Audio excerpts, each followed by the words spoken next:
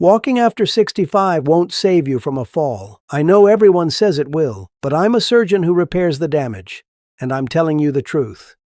This one exercise prevents more falls, builds more strength, and protects your independence better than 10,000 steps ever could. I need to start by saying something that might upset you. Walking is not the miracle exercise everyone claims it is for people over 65. I'm not saying walking is bad. Walking is good for your cardiovascular health. It's good for your mental health. It gets you outside. It's low impact. Those things matter. But if you think walking is going to protect you from falls and keep you independent as you age, you're wrong. And I know I'm wrong because I see the consequences every single week in my operating room. I'm an orthopedic surgeon. I've been practicing for 21 years. I specialize in hip and knee replacements and fracture repairs in older adults. I've performed over 4,000 surgeries on patients over the age of 65, and here's what I can tell you with absolute certainty. The majority of my patients who end up on my operating table with broken hips, fractured femurs, or shattered wrists were walking regularly for exercise. Some walked every single day. Some walked miles, some had fancy fitness trackers and hit their step goals religiously, and they still fell, they still fractured, they still needed surgery.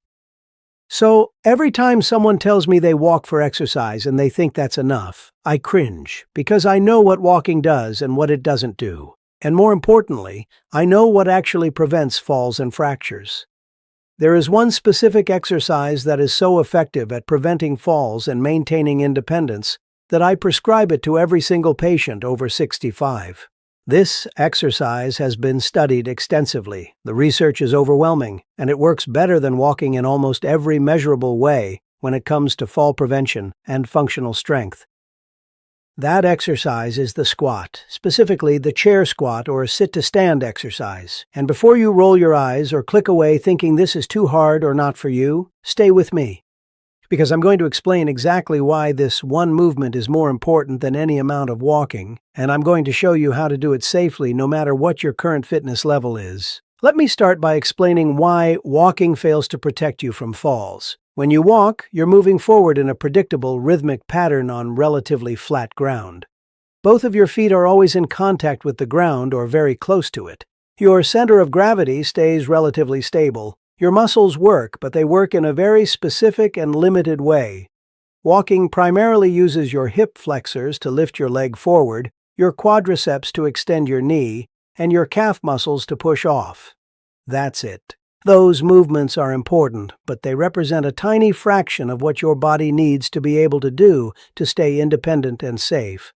Here's what walking doesn't train. Walking doesn't train your ability to generate force quickly. When you trip over something, you need your muscles to contract explosively to catch yourself. Walking is slow and steady. There's no explosive component. Walking doesn't train your glutes effectively. Your glutes are your body's primary stabilizer muscles. They keep your pelvis level, they control your hip movement, and they're critical for balance. But in walking, your glutes are only minimally activated. Walking doesn't train your ability to stand up from a seated position, which is one of the most important functional movements for independence. Think about how many times a day you sit down and stand up. Getting out of bed, getting off the toilet, getting out of a chair, getting out of a car. If you can't perform that movement safely and confidently, you're in trouble. Walking also doesn't provide significant resistance to your muscles. When you walk, you're supporting your body weight, but you're doing it with momentum and with both legs sharing the load. There's not enough muscular overload to build strength. Your body adapts to walking very quickly, usually within a few weeks. After that, you're just maintaining, not building. And here's the critical part. After the age of 60, if you're not actively building strength, you're losing it. You lose about 3 to 5% of your muscle mass per decade starting in your 30s. That loss accelerates after 60. By 70, if you've done nothing to prevent it, you've lost 30 to 40% of the muscle you had in your prime.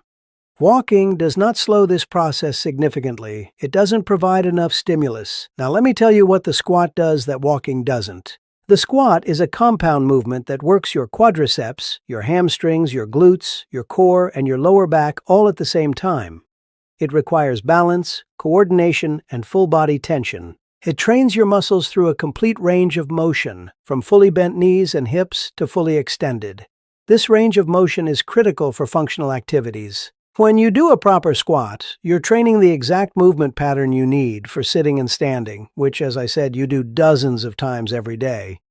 The squat also builds real strength. Every time you stand up from a seated position, you're lifting your entire body weight with your legs. That's significant load. That's resistance training. And when you do it repeatedly, your muscles have to adapt by getting stronger. This is called progressive overload, and it's the fundamental principle of strength building. Walking doesn't provide this. Squats do. Here's the research that convinced me. There was a landmark study published in the Journal of the American Geriatric Society that followed over 2,000 adults over the age of 70 for 5 years. The researchers tested their ability to perform 5 consecutive sit-to-stand repetitions without using their hands at the beginning of the study. Then they tracked falls, fractures, hospitalizations, and mortality. The results were stunning. The people who could perform 5 sit-to-stands had a 64% lower risk of hip fracture compared to those who couldn't. 64%. They also had significantly lower rates of falls, hospitalizations, and death. This single test, and by extension this single exercise, was one of the most powerful predictors of healthy aging they found. Other studies have confirmed these findings. A meta-analysis of over 15 different research papers concluded that lower body strength, specifically the ability to perform sit-to-stands, is the strongest predictor of fall risk in older adults. Stronger than balance alone, stronger than walking speed, stronger than cardiovascular fitness. If you can stand up from a chair without using your hands, you're at low risk of falling. If you struggle or can't do it, you're at high risk. It's that simple. So, why does this exercise work so well? Let me break it down. First, squats build your quadriceps. Your quads are the large muscles on the front of your thighs. They're responsible for straightening your knee. When you trip or stumble, your quads have to fire immediately to keep your knee from buckling. Weak quads equal falls, strong quads equal stability. Second, squats build your glutes. Your glutes are your body's strongest muscles. They extend your hip, they stabilize your pelvis, and they generate power. Every step you take, every time you stand up, your glutes are working. If they're weak, everything becomes harder and more dangerous. Walking activates your glutes minimally. Squats activate them maximally. Third, squats train your balance in a functional way. When you lower yourself down into a squat and stand back up, your body has to make hundreds of tiny adjustments to keep you stable. Your ankles, knees, hips, and core all have to work together. This trains your proprioception. Good proprioception equals good balance. Poor proprioception equals falls. Fourth, squats improve your mobility. The act of squatting requires good flexibility in your ankles, knees, and hips. The more you practice it, the better your mobility becomes. This mobility translates directly to easier movement in daily life. Fifth, and this is huge, squats teach you proper movement mechanics. Most people over 65 have terrible squatting form. They lean too far forward, they let their knees cave inward, they round their back. These faulty patterns are exactly what lead to injuries. When you practice squats correctly, you're literally reprogramming your nervous system to move safely. You're teaching your body how to sit and stand without putting excessive stress on your joints. Now, let me teach you how to do this exercise properly. I'm going to give you the beginner version, which is the chair squat or sit-to-stand.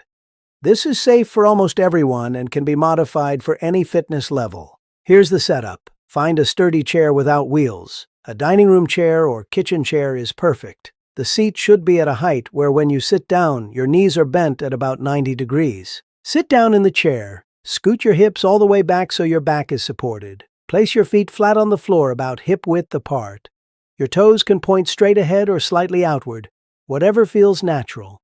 Now, here's the critical part. Cross your arms over your chest. Do not use your hands to push off the armrests or your thighs. The entire point of this exercise is to use your leg muscles to stand up. If you use your hands, your legs don't get stronger. Before you stand up, take a breath and engage your core. Think about pulling your belly button toward your spine. This protects your lower back. Now, lean forward slightly from your hips, not your waist. You want to bring your shoulders out over your knees. This shifts your center of gravity forward and makes it easier to stand. From this position, push through your heels and drive your hips forward to stand up. Stand all the way up until your hips and knees are fully extended. Don't stop halfway. Pause for a second at the top. Now comes the second half of the movement, which is just as important. Slowly lower yourself back down to the chair with control. Don't just drop. Bend your knees and push your hips back as if you're reaching for the chair with your butt. Lower down until your butt lightly touches the seat. Don't sit down fully and relax. Just tap the chair and immediately stand back up. That's one repetition. The key coaching points are these. First, keep your chest up throughout the entire movement. Don't let your torso fold forward excessively. Second, keep your knees tracking over your toes. Don't let them cave inward toward each other. If they do, focus on pushing your knees outward as you stand. Third, push through your heels, not your toes. You should be able to wiggle your toes at any point. Pushing through your heels activates your glutes and hamstrings more effectively. Fourth, control the descent. Going down slowly builds just as much strength as standing up. Don't rush it. Now let me address the most common concern. What if you can't stand up from a chair without using your hands? This is incredibly common, and it's exactly why you need to do this exercise. Here's how to modify it. Start by using your hands, but use them as little as possible. Place your fingertips lightly on the armrests or on your thighs. Stand up, but try to do most of the work with your legs. Each week, try to use your hands a little bit less. You'll be amazed at how quickly you progress. I've had patients go from needing to push hard with both hands to standing up with no hands in as little as 4 weeks. Another modification is to use a higher chair. The higher the chair, the easier the movement. Start with a chair that makes the exercise manageable. As you get stronger, progress to a lower chair. You can also place your feet slightly further back under the chair. This gives you more leverage and makes it easier to stand. As you get stronger, bring your feet more forward. Here's the program I recommend for beginners. 3 times per week, Monday, Wednesday, Friday, or Tuesday, Thursday, Saturday, do 3 sets of 8 to 10 chair squats. Rest for 1 to 2 minutes between sets. That's it. The entire workout takes less than 10 minutes. As you get stronger, increase to 12 or 15 repetitions per set. When 15 reps feels easy, progress to a lower chair or add a brief pause at the bottom. For people who are already reasonably fit, you can progress beyond the chair squat. The next level is a bodyweight squat without a chair. Stand with your feet hip to shoulder width apart. Lower down as if you're sitting into an invisible chair. Go as low as you comfortably can, ideally until your thighs are parallel to the ground. Then stand back up. Do 3 sets of 10 to 15 reps. The progression after that is to add weight. Hold a light dumbbell at your chest, or hold a dumbbell in each hand at your sides. Start with 5 to 10 pounds and gradually increase as you get stronger.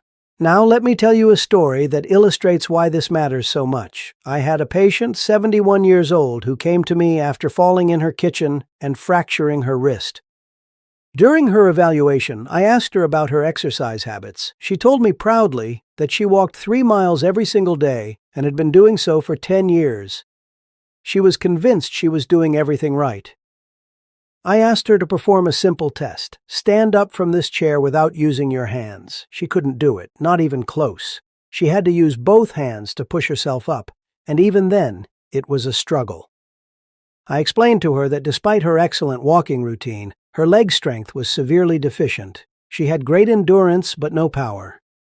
I put her on a program of chair squats 3 times per week.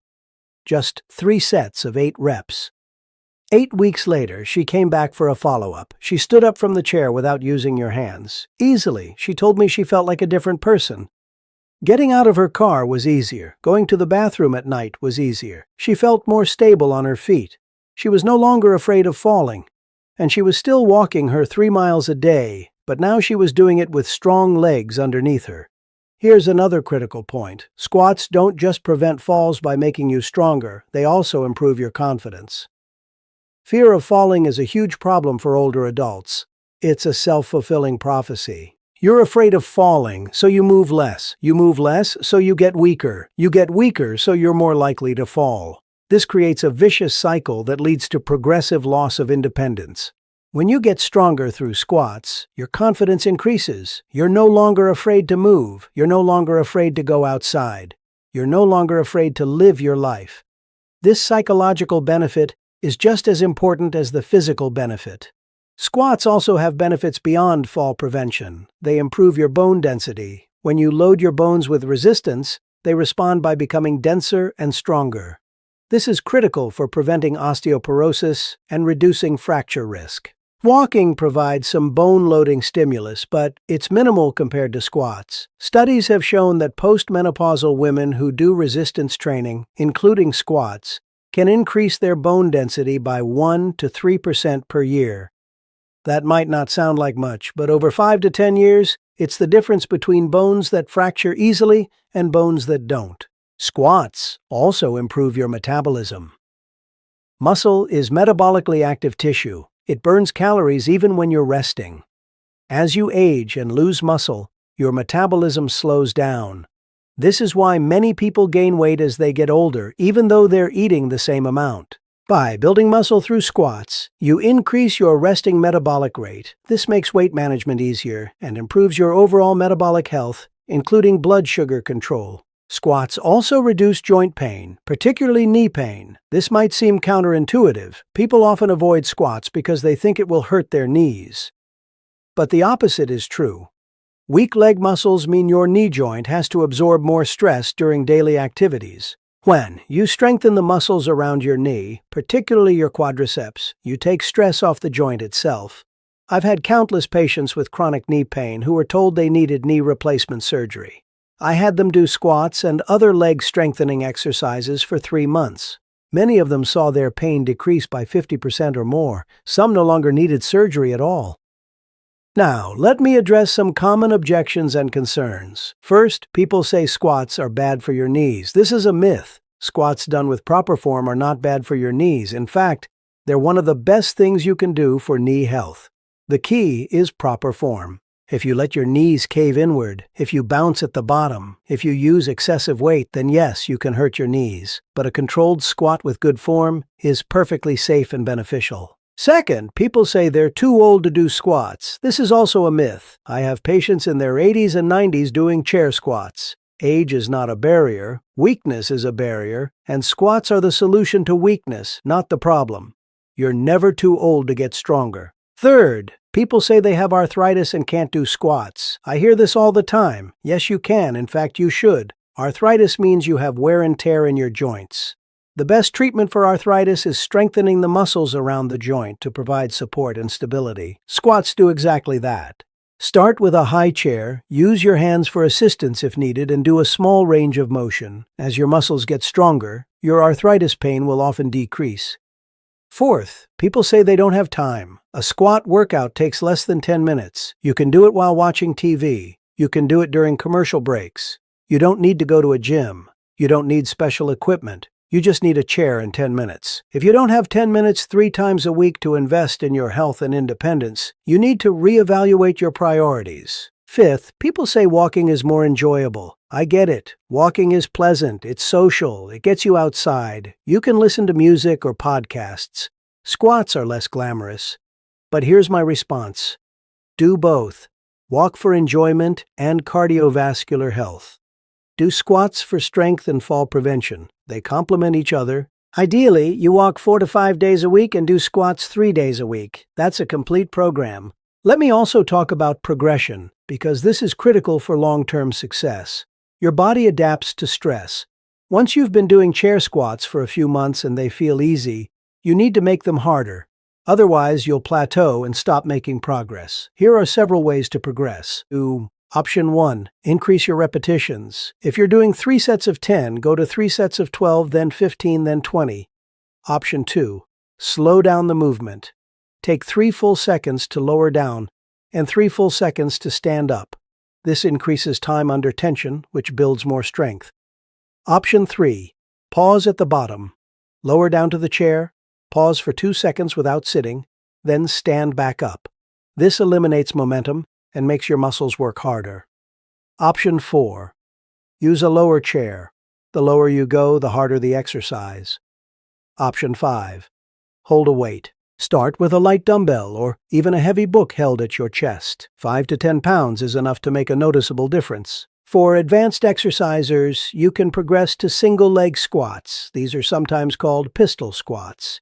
You lower down on one leg and stand back up on one leg. This is extremely challenging and should only be attempted after you've mastered regular squats with perfect form, but it's an excellent goal to work toward. Here's what I want you to understand. The difference between staying independent and losing your independence as you age often comes down to one thing. Can you get up off the floor by yourself? Can you get out of a chair without help? Can you climb stairs without holding the railing? Can you catch yourself when you trip? All of these abilities depend on leg strength. And leg strength comes from squats, not from walking. I have been in medicine long enough to see the entire arc of aging. I see patients in their 60s who are vibrant and active. I see patients in their 70s who are starting to slow down. I see patients in their 80s who are either still independent or who have lost their independence. And the single biggest predictor of which category they fall into is leg strength. The people who can squat, who can stand up from a chair without using your hands, who have strong legs, are the ones who stay independent. The ones who can't are the ones who end up in assisted living or nursing homes. This isn't about vanity. This isn't about looking good. This is about survival. This is about maintaining your dignity and autonomy. This is about being able to live in your own home, take care of yourself, and do the things you want to do for as long as possible. And the single most effective exercise for achieving that goal is the squat. Oh, here's my challenge to you. Starting today, I want you to do chair squats 3 times a week. Put it on your calendar. Set a reminder on your phone. Make it non-negotiable. Start with 3 sets of 8 to 10 repetitions. Use your hands if you need to. Use a high chair if you need to. Just start. Track your progress. Write down how many reps you can do today. Check back in 2 weeks and watch that number climb. In 3 months, you will be stronger. You will be more stable. You will be more confident. And you will be at significantly lower risk of falling and fracturing. I also want you to test yourself right now. Can you stand up from a chair without using your hands? Try it. Stand up, sit down, stand up again. Do it 5 times. If you can do it easily, great. You have good leg strength, but you should still do squats to maintain it. If you struggle or can't do it, that's your wake-up call. You need to start working on this immediately. Your independence depends on it. Share this video with anyone over 65 who needs to hear this message. I'm not trying to criticize walking. Walking is good, but walking is not enough. Squats fill the critical gap that walking leaves. Together, walking and squats create a complete program that protects your heart and your independence. Drop a comment below and tell me 2 things. 1. Can you currently stand up from a chair without using your hands? Be honest. And 2. Will you commit to doing chair squats 3 times a week for the next 12 weeks? I want to hear from you. I want to track your progress. I want to celebrate your success. If this information was valuable, hit the like button and subscribe to this channel. I post videos every week on injury prevention, strength training, and evidence-based health advice for older adults. Your support helps me reach more people who need this information. You deserve to be strong. You deserve to be independent. You deserve to live without fear of falling. Walking alone won't get you there, but squats will. Start today. Your future self will thank you.